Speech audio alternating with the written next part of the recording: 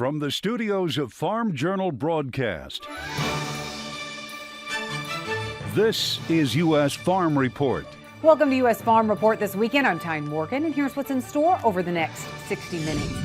Fallout from falling net farm income as the warning signs show up on Capitol Hill. We're living through the largest two-year decline in farm income in history.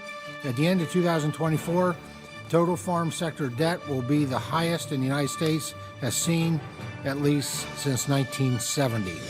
Crumbling commodity prices and climbing debt means a drop in demand for ag equipment. If you looked out across our industry, we're expecting the industry to be off roughly 20% year over year from last year. John Deere making more layoff announcements this week, and we have an exclusive interview with the president of Deere's Worldwide Agriculture and Turf Division. Plus, elevated art. It is 108 feet tall and 49 feet wide, to be exact. How one artist brought this grain silo to life in a picture-perfect way.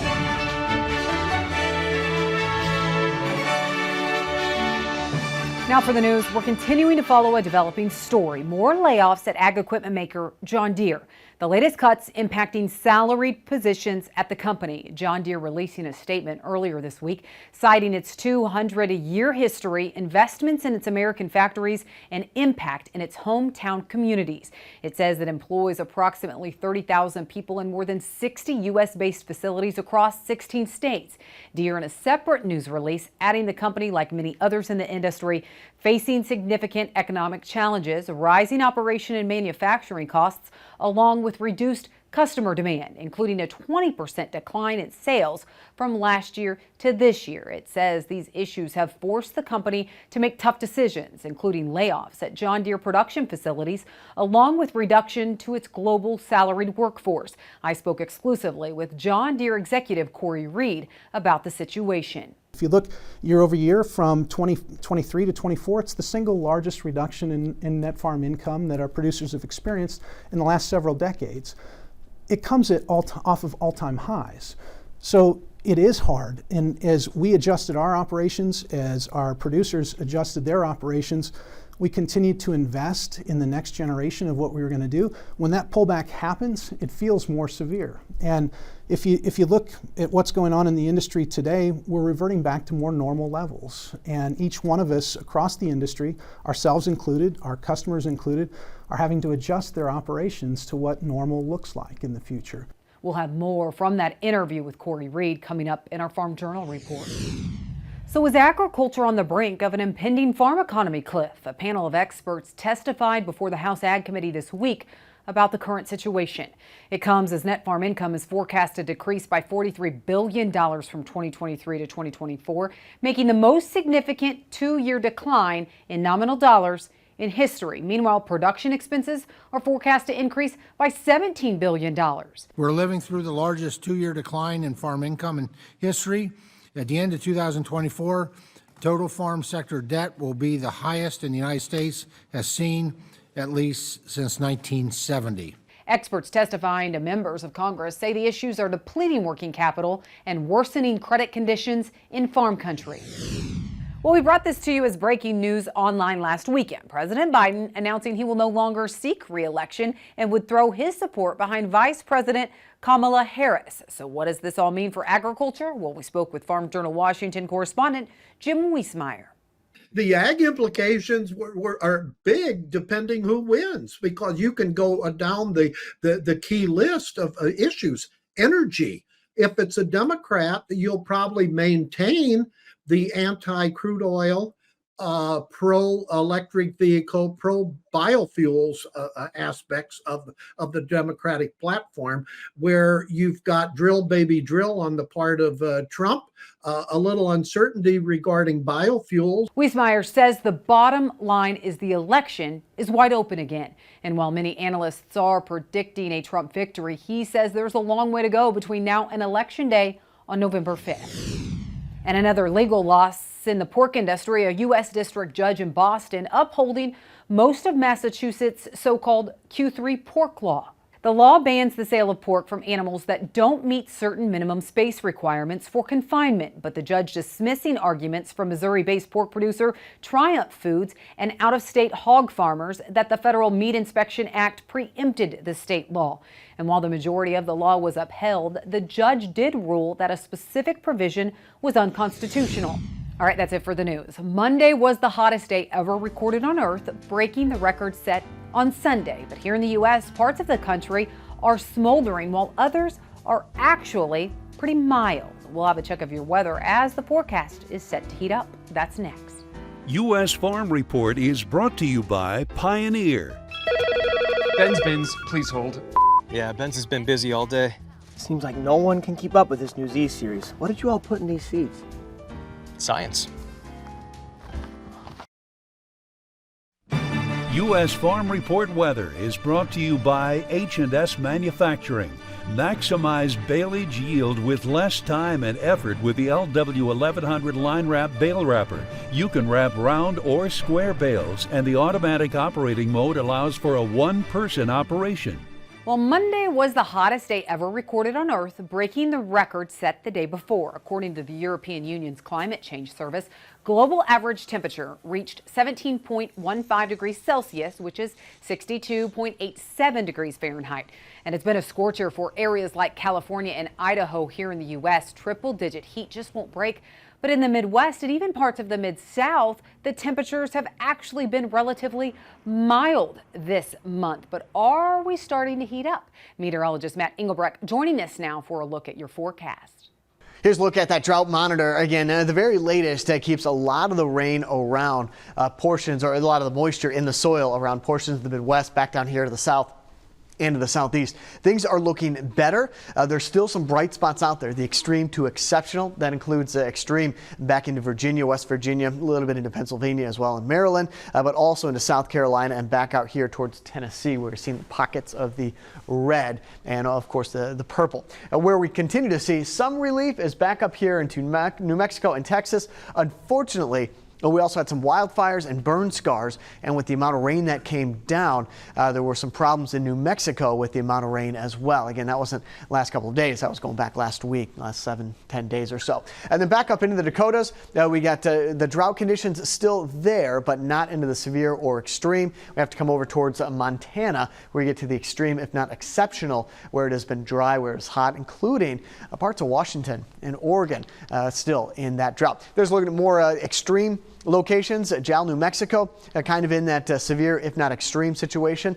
The estimated rainfall over the next 7 days is really going to focus on where the highest humidity is going to be found in the United States. And where that is going to be is from the south to the north, back through the Midwest to the east and to the southeast. You see this map really starts to light up the next 5 to 7 days with some moderate to heavy downpours. And these are, I wouldn't say tropical in nature, but there's going to be so much moisture wrapped up in the atmosphere that you get these downpours that can quickly put a half an inch, maybe an inch of rainfall over the span of about an hour. And it comes in pockets. You got a pocket here, you got a pocket there. You also have a little bit more back down into Tennessee, but also Georgia and Florida, where we're getting a little bit closer to that 1 to 2 inch range. So that's kind of where we're going with the next 7 days. It's that 2/3 of the United States looking at these pockets of some heavier downpours, low severe weather threat, not zero, but low, and then just dry back off towards the four corner states, including parts of Texas and even into Oklahoma. Now that jet stream going through the next couple of days is going to kind of reinforce that pattern, and that the ridge is going to be there with dry weather. We're going to open up the Gulf of Mexico, both with the moisture and the possibility of some rain chances for nearly 2/3 of the United States. By Wednesday and Thursday, that ridge is going to try and retreat and pull back here to the west. As it does, there's going to be a greater coverage of some of those heavier downpours. Thanks, Matt. Well, commodity prices seen some life this week. Is it politics? Is it weather? Or demand playing a bigger role? Brian Splitt and Chip Nellinger join me next. Welcome back to U.S. Farm Report this weekend. Chip Nellinger and Brian Splitt joining us. Well, corn and soybean prices seeing some life this week. So, Chip, what is moving the markets? Is it weather? Is it politics? Is it demand? Really, what's pushing these prices? Well, I think it's weather first and foremost, maybe a little bit of demand as well. Our export sales on corn have been really strong, quietly strong for quite some time. In fact, the USDA on the July crop report bumped up their demand a little bit. But in my mind, it's all about weather. You just went too far to the downside. You got the funds loaded up with record shorts, and now we kind of seem to have forgotten that we got to get through August and get a couple more rains and make sure it doesn't get hot and dry anywhere before we have these record crops in the bin. And I think the market just got a little too far ahead of itself. We've got some extended forecasts that show a little bit of heat and dryness for the Western Corn Belt, and you're seeing a little short covering coming into the end of the week next week. Yeah, we are talking about that heat. I mean, we've had pretty favorable weather conditions as of late in the core of the Midwest. I was in Arkansas and Tennessee this week, relatively mild there as well, but heat is entering the forecast. So, Brian, do you agree? Is it mainly weather that's pushing prices at this point? Yeah, weather's definitely a portion of this. And you look at the forecast in the Western Corn Belt, and it's going to be awfully warm and it's going to be dry for at least 10 days. And so the Eastern Belt and the central part of the Midwest, we're likely to get some of these ridge riders. And we saw that earlier in the month when there's a lot of activity in the atmosphere. They tend to not show up on the forecast. But then once they start seeing those storms develop, they stick around for a while. So we'll see if that's the case.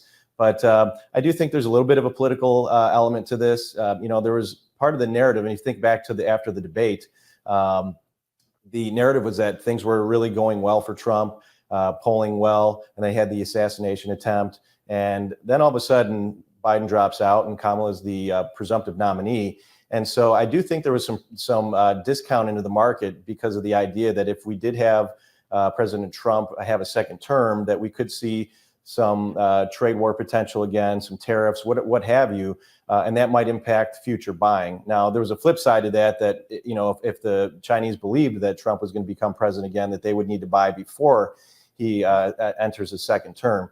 So I think there's a lot of volatility politically because of that thought process. But Chip nailed it on the head. You went down, you hit some major support levels. You went down a lot. So you think about soybeans, July high to the lows that we just made last week, that was a little over $1. And we've already taken half of that back in a few days. Corn's popped 20 cents, but we haven't taken out resistance. If we can get these corn to make new highs for the month, late in the month, and have August highs above the July highs, maybe we'll get a little more short covering. But the funds have been very cautious about how they cover shorts. A lot of days this week, it's been buying from 8:30 to 10:30, and then they just stop buying. And we fizzle back down again. Okay, you mentioned Chinese buying. You mentioned some of that. We'll talk about that in a second. But Chip, crop consultant Dr. Michael Cordonnier raising his U.S. corn yield forecast by 1.5 bushels this week. Okay, so his new forecast, 181.5 bushels per acre, as he's saying weather has been favorable. So you mentioned the heat. You mentioned that playing into the market. But how much of a weather premium is even realistic when we're talking about a crop that we could see 181.5 bushels per acre? Yeah, I don't think that there's. I think the market's just starting to put back in a little bit of weather premium. To your point, and to Brian's point earlier, you never know for sure where the market's trading exactly as far as crop size goes. But there was a lot of talk a week ago on the lows, 10 days ago, that we were looking at a 182, 183, maybe even a 183.5 type corn crop out there, and a 53 on beans. So at the lows, likely we had something north of that 181 and a half yield baked into prices. And, again, probably just got a little too far over our skis to the downside. And now the question is, what are the funds going to do at the end of the month, especially if there's an extended forecast in the first 10, 15 days of August that have some heat and dryness in there for the Western Corn Belt? Those crops are delayed. They got in late, and there's a lot of key growing season ahead for that Western Corn Belt, especially. That is a big wild card. But Brian, considering we have a lot of farmers still setting on old crop, trying to figure out what to do with the new crop, what is your advice to farmers right now as you see prices rally a little this week? So old crop, if you still have old crop, there's going to be two problems. And until we get through resistance, we are still in a downtrend, and we have to respect that. And that is the case for both corn and soybeans, old crop and new crop. So not only do you have price risk, but you also have basis risk as we get closer to a new crop harvest. And you had mentioned Arkansas, for example, their crop went in early. Those guys have a good crop, at least the guys I talked to down there, and their harvest is going to be early. So that product is going to be competing with old crop a little bit sooner than normal. All right. Well, you had mentioned China earlier. We need to talk about that. Also, some rising tensions between us and Russia and China, and some warning signs this week. We'll talk about that. But first, we need to take a quick break. Welcome back. Chip Nellinger and as well as Brian Splett joining us this weekend. All right, Chip, according to ProFarmer, China imported 9.7 million metric tons of soybeans from Brazil during June. That's up 2.2% from last year and the highest monthly volume since May of 2023's record. China importing 1.31 million metric tons of soybeans from the U.S. last month. I mean, you look at all of this going on, but we did see Chinese possible export sale from China Thursday morning. Unknown destinations, 264,000 million metric tons of soybeans there. We're starting to see some of these export sales pick up. Do you think this is just the beginning? Well, I think that China is going to buy from us as a last resort. The problem was we mentioned, before the break, the market just got too far ahead of itself to the downside, and we became profitable, on paper. And I think you saw China step up to the plate. Maybe they've got a little more to cover here. You probably towards the end of the South American and the Brazilian supplies. And so maybe coming in here the next few weeks, China does buy a few more beans from us. But I don't think this is a major change. I think that we need to get used to the fact that they're going to buy from us as a last resort only. They don't think of us as their friends necessarily. And I think producers need to keep that in the back of our minds here. The big 1,000-pound elephant in the room here is the fact that Brazil is probably going to plant more acres continually, and they're that much closer to a big crop down there after 4 production problems in a row, and so they're going to be the big supplier. We're going to become the secondary supplier. I think we're going to have to become more aggressive on rallies to protect beans because a big crop in Brazil this coming winter and spring really is going to cause a problem for us. Real quick, some positive news. That's pork export sales. Brian, I know you're keeping an eye on that. Yeah, big sales this week. A lot of it were the butts, and a lot of it, just exports to Mexico have been tremendous. They have got some really big demand out of Mexico right now. Their hog prices are going up. So we've seen this October contract rally a little over $10 in about 11 days. We've already retraced half of the whole break from the April high to the July low. So that was a 3-month downtrend. And in 11 sessions, we took half of that back. Usually it's the opposite. Usually things take 3 months to rally, and then you take half of it back in 2 weeks. So we did hit some resistance. We made highs there in mid-June as well. So I think October hogs probably due for a $4 or $5 pullback. But if we can hold that pullback, I wouldn't be surprised to see this uptrend resume and make some new highs as we get into the end of the quarter. Chip, real quick, cattle. Are we seeing cash cattle at a discount? That's what's holding us. The futures are, $6-8 here historically discounted the last several weeks. And the cash market just seems to hold together, even though it traded a little bit weaker than expected a week ago. So, until we fix that and come into, the expiration of this August contract, the dips are going to be bought in the cattle market. So, I think all systems go on brakes, but I don't think we should be complacent, right? Rallies, especially if you see north at 190 in the October contract, I think you got to look at as an opportunity to get some hedges in place and get protective. Chip, Brian, thank you so much for joining us. We need to take a quick break, and then we're going to check in with Machinery Pete for Tractor Tales next.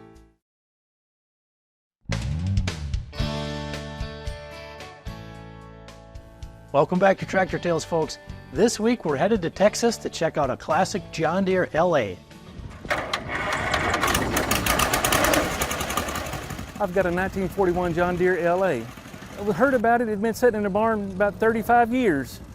And in fact, I ended up knowing the people who had it. I didn't even know they had the tractor. They wanted to sell it, so I just brought it home and we got it running and then decided we was going to paint it and then just enjoy it. We had to redo the mag and we put new points and plugs and the radiator had a little leak. Then it was missing the generator. We had to find a generator. I wanted it to be correct, so I had to find the right generator for it, and then decided to go ahead and get it painted.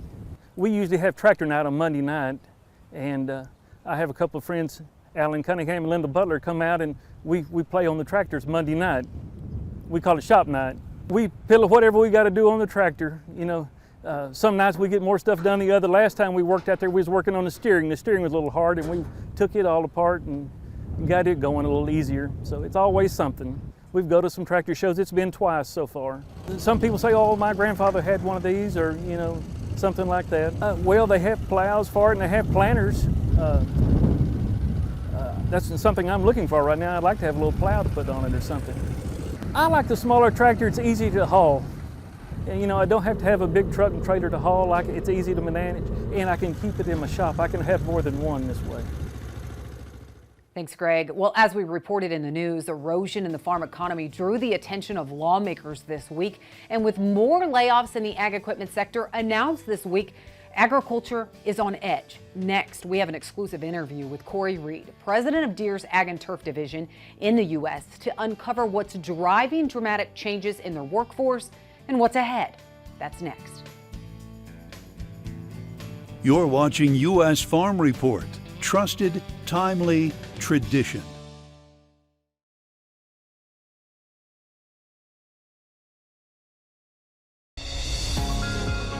Welcome back. Well, there have been warning signs when it comes to the ag economy for months. Crumbling commodity prices, inflation, and higher interest rates are eroding the ag economy at a quicker pace than even what some economists expected. But more signs of trouble happened this week as the largest manufacturer of ag equipment around the globe announced more layoffs. And with no changes in sight, even more fallout from falling net farm income could come in the months ahead. We've had a pleasant year. Wading through the sea of soybeans, Rains have been, for the most part, pretty timely. Arkansas farmer Becton Bell likes what he sees. We've irrigated some, but every time we start irrigating, we'll get a rain that kind of stops us, or maybe right after we finish, we'll get a rain. So the irrigation hadn't been as critical this year as it typically is. So we've been pretty fortunate.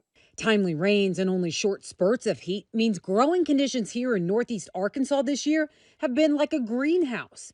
Really almost scary to say this, but almost perfect as far as our timings. While input costs remain high, one area he's saving on this year is irrigation. Typically, Bell says he has to irrigate corn up to 10 times. Soybeans can require 7 doses of irrigation a year. But even in his rice crop, thanks to this rain, that expense is down. We've probably irrigated half of what we normally do. So, you know, it could be very easily be a several $100,000 savings to our bottom line. In a year where every penny counts, that's a relief. But the reality for Bell and other farmers here is marketing this crop is coming at a loss. It's been the markets, to be honest. I mean, it's just there's hasn't been a good marketing opportunity. It's kind of like catching a falling knife, trying to market soybeans and corn. So that's been the challenge. Nobody wants to catch that falling knife. Farmers aren't just caught trying to market the crop they're growing today. It's also last year's crop still sitting in the bin. The big change I think we could see in an update would be actually the 2023 farm income numbers revised lower even from where they were. University of Missouri ag economist Ben Brown says USDA could revise their 2023 net farm income figure even lower. But as of today, USDA says 2023 net farm income fell 16% compared to 2022. And 2024 net farm income is expected to see a 25.5% drop to $116.1 billion. At over $90 billion of a drop over a 2-year period, that's certainly the largest dollar value adjusted for inflation that we've seen in the history. It exceeds the previous record set in the mid-1970s. A record drop in terms of nominal dollars, and as far as percentage changes, those 2 years are in the top 3. You'd have to go all the way back to the Depression era and the early 1930s to find bigger percentage declines. Farm financial stress is showing up in liquidity. One ag banker painting that picture for Congress when he testified about the state of the farm economy on Capitol Hill this week. With rising input costs and lower commodity prices, farmers and ranchers have worked through the liquidity and working capital they built up over the past few years at a more rapid pace than anticipated and are now beginning to leverage equity through refinancing debt. This has made agricultural bankers feel like they are looking over the cliff in regards to the agricultural economy. As farmers look at ways to weather this storm, they're already cutting back. Obviously, equipment purchases, everybody's kind of pumping the brakes there and just kind of slowing their reinvestment back into capital improvements, equipment, whatever. Just this week, John Deere laid off a significant number of salaried employees as part of an ongoing effort of workforce reductions, a move that was brought up during the hearing on Capitol Hill. John Deere's layoff of thousands of workers is a canary in the coal mine. On Wednesday, Deere notified Iowa Workforce Development that 103 workers were being laid off immediately, but the full number of salaried workers being let go this week is unknown. Corey Reed, president of John Deere's Worldwide Agriculture and Turf Division for Production and Precision Ag, talking about the layoffs in an exclusive interview with us this week. But net farm income is expected to be down in the mid to high 20s. And when that happens and commodity prices pull back and interest rates are a little bit higher and we see volatility in the weather and it creates uncertainty that creates some interruptions in demand. And we're experiencing that today. If you looked out across our industry, we're expecting the industry to be off roughly 20% year over year from last year. The latest Association of Equipment Manufacturers flash report released in June shows combine sales dropped 31% compared to last year, and total farm tractor sales were down 16%. Reed says while the company still forecasts equipment demand to fall 20% overall this year, the second half of the year looks to be even more challenging than the first. We kind of had the tale of two ends of the year. If you looked at the front half of the year, in fact, if you took the large row crop tractor business, what you would have seen is a market that was still peaking in the April and May timeframe. A lot of buyers in the market based off of the performance last year. As we hit May and going into June, what you saw is those used inventory levels start to and continue to grow. And you saw buyers start to pull back. Those trade differentials look different for them and they start pulling back at a faster rate. With the drop in demand, those salaried workforce cuts came this week, but the company already cut more than 1,800 workers in its Iowa and Illinois production facilities. In October of 2021, those same production sites were in the news after 10,000 production workers went on strike. But a month later, John Deere and the United Auto Workers Union reached a new 6-year deal. And with a 20% increase in pay, it ended that month-long strike. But Reed says that the job cuts happening today are not tied to that. Certainly cost and availability and reliability of the labor in the workforce is a factor all the time. What we're seeing as cuts right now are not related to that. They're related to demand. And Reed says as a result, John Deere is turning internally to keep costs down. We don't like making workforce adjustments. We don't, but that's all about the cost structure we have so we can hold the line on cost. We're deploying more of our engineering resources to cost reduce each part without sacrificing any reliability, durability, or quality.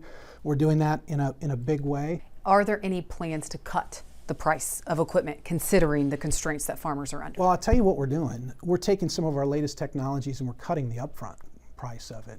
So if you take See and Spray as a great example, that product would cost hundreds of thousands of dollars to add to a machine. We lowered the upfront for a retrofit kit to be able to put it on for tens of thousands of dollars. So a customer that wants to manage their herbicide costs differently has the opportunity to buy into that on an acre by acre basis and only pay based on what they save. Deere also catching backlash for announcing its decision earlier this year to move its cab operations from Waterloo to Mexico, which impacts a couple hundred jobs. In spite of that, Reed says John Deere remains committed to U.S.-based manufacturing. I think first and foremost it's important to understand that the movement of certain components or products to Mexico is entirely separate from what we've seen in terms of layoffs today. When we move a product, we make the announcement and say this portion of this product is going to move here.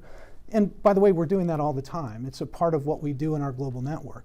What's not reported when we do that, and in the case of that particular line of product, the very product you saw down at Commodity Classic, the 830 horsepower four-wheel drive, if you drove to Waterloo today and went into the operations, what you'd see is that brand new tractor going down the very place in that factory where those cabs were manufactured before. As Deere aims to align production inventory levels with current market demands, the down cycle of the ag economy is hitting all of agriculture hard. But Reed says he's still bullish agriculture long term. We have 80,000 employees in the company. Our 80,000 employees wake up every day with the same purpose. That purpose is quality, innovation, integrity, and commitment to our customers. We want to grow value on each and every one of those farms. We want to do it in a way that every day they wake up, every pass they make through the field, they have confidence that they're partnered with someone in the industry, John Deere and our John Deere dealers, that are working to drive value, working to drive profitability on each and every one of their farms. You can view our full discussion with John Deere on agweb.com, but also during that hearing on the farm economy on Capitol Hill this week, House Agriculture Committee Chairman Glenn G.T. Thompson also pushing lawmakers to get a farm bill passed this year, saying the House version of the bill addresses the challenges facing the farm economy. So he put the onus on the Senate, saying he wants to see legislative text of the Senate version, something that we have yet to see. All right, when we come back, wildfires continue to spread in more than just the U.S. A glimpse at ag around the world is next.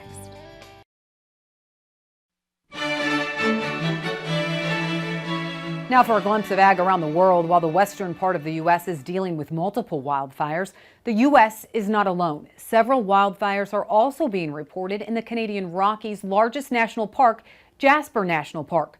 Located in the Alberta province, the national park is one of Canada's most popular, bringing in over 2 million visitors just last year. But residents of the town of Jasper were forced to flee along thousands of visitors to the park over the last open mountain road. Dry and breezy conditions are expected before a chance of showers arrives that may help firefighters knock out the flames. And to the west, the province of British Columbia also has more than 300 wildfires of its own.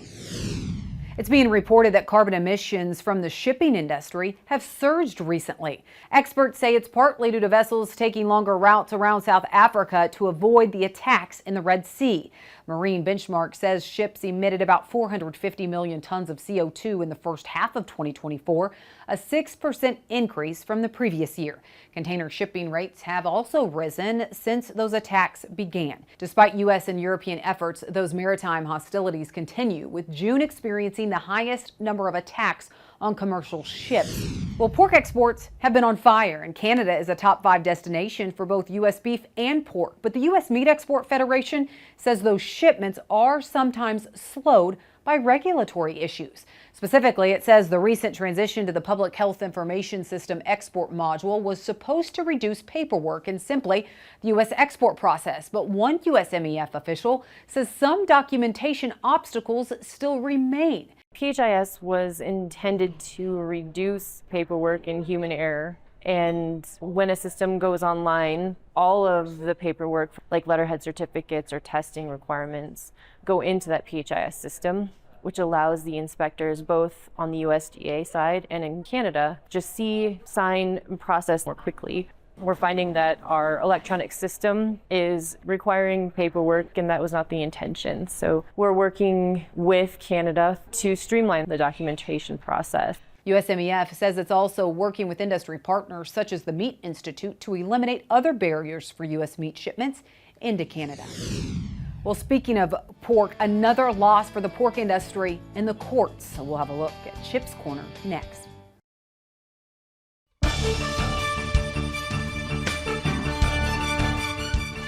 Welcome back to Chip's Corner this weekend. Chip, we talked about it in news, but another blow to the pork industry with a court ruling from that Massachusetts Q3 ballot initiative.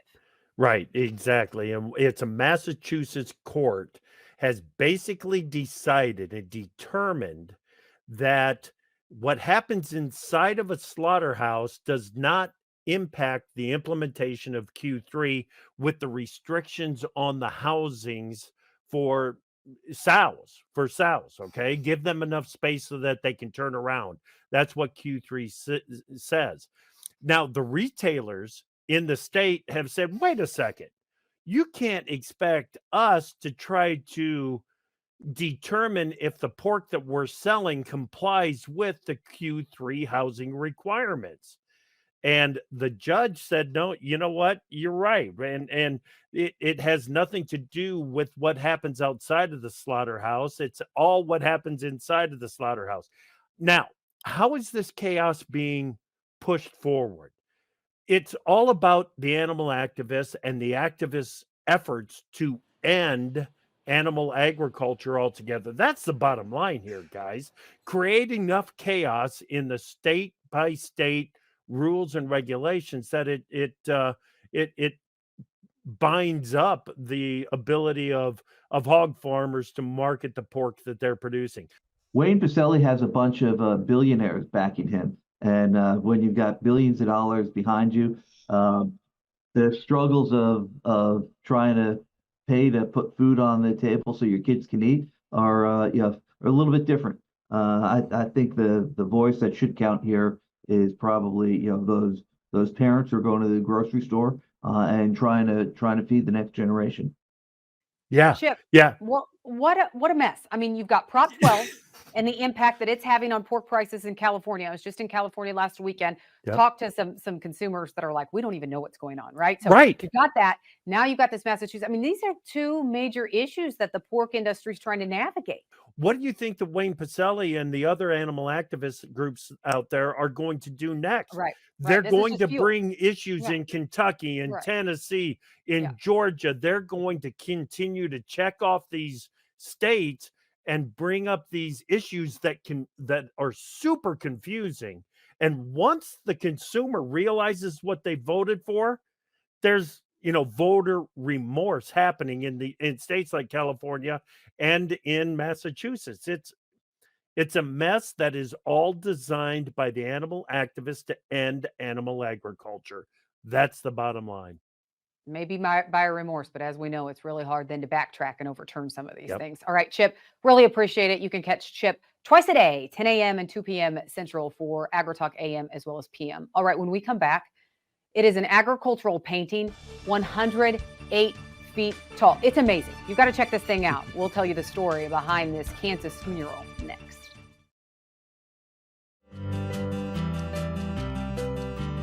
They say a picture is worth 1,000 words, and for one mural in Inman, Kansas, it speaks volumes to the rich agricultural history of that small rural town.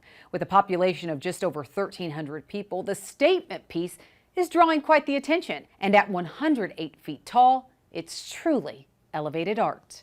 A work of art It's really fun. that started with a grain silo as her blank canvas.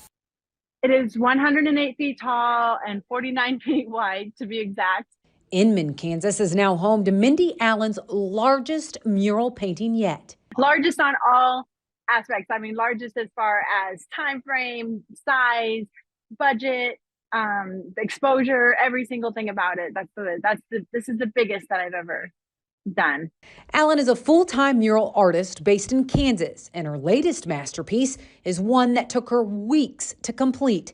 It took me 6 weeks, but I had to take a lot of days off because of weather. Between the wind and the rain, it just, Mother Nature finally was like, fine, she's doing the mural. I'm just going to let her go. So she finally let me finish it.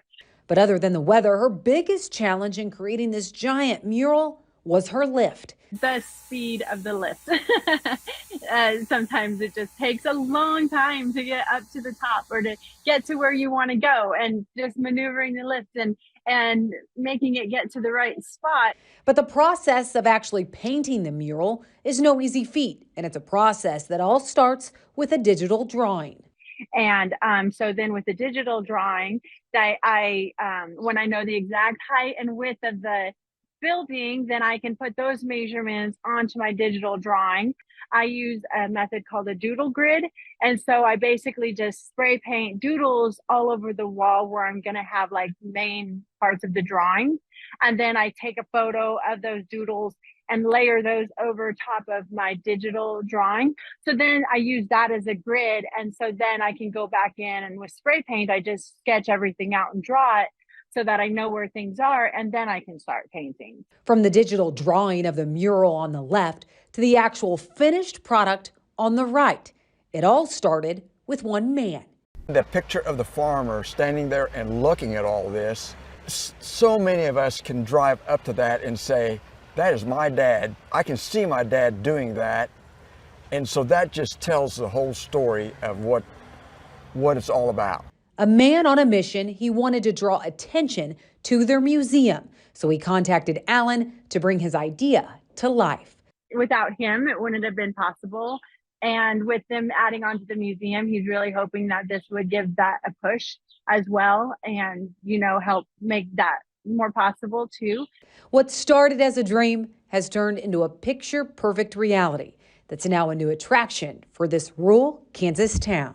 I love painting, of course. I love, doing the murals, but I think that is so rewarding when I finish the mural to be able to see how it has affected everybody else as well. So that to me is my favorite part, is just knowing that so many people are seeing it and so many people are having a reaction to it. And appreciating it. To me, that's what makes it all worth it. Amazing work. I cannot believe how tall that is. All right, Mindy's already on to her next project, which is in her hometown of Scott City, Kansas. She's actually doing a painting on the fairgrounds there. You can check out other work from Mindy on her Facebook page. That's Mindy's Murals. All right, when we come back, quite the scene in South Carolina as there was a bull on the loose. From the Farm is next. Well, quite the scene in Sumter, South Carolina, as deputies responded to an unusual call. Check this out. A bull had wandered into someone's yard. Officers say when they arrived, the bull stopped near the passenger window of a patrol car, and a deputy introduced himself and told it that it had to go home. Well, they did some convincing, and the bull named Rowdy followed them down the road and made his way back to his pasture. Rowdy's owner says they have cared for the bull since he was young, the sheriff's office adding that he was almost like a pet, pretty docile, but saying he is still a bull. Well, we've all had experience with those docile animals, but I'm not sure the folks in the neighborhood knew that. All right, thank you for watching the U.S. Farm Report this weekend. Be sure to tune in next weekend as we work to build on our tradition. Have a great weekend, everyone. U.S. Farm Report is produced and distributed by Farm Journal Broadcast.